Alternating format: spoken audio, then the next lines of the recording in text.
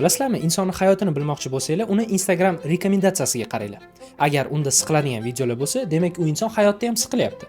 Agar yaxshi videolar bo'lsa, demak unda hammasi yaxshi. Ya'ni Instagram algoritmi insonga moslashadi. Shu uchun men bu videoni juda ham yaxshi kayfiyatda boshladim. Bilaman, hozir sizlarda hammasi yaxshi, hammasi zo'r. Barcha muammolarni unutdinglar. Lekin men shunaqa iflosman, marazman, ko'ra olmayman. Shu uchun kelinglar barcha xotiralarni birgalikda eslab siqilamiz. Ko'ngil na qahva istar, na qahvaxona. Ko'ngil bir oshiq istar, qahva bahona. Beni bırakıp gitme bir yere, gidersen unutursun. Dilerim öyle olmaz.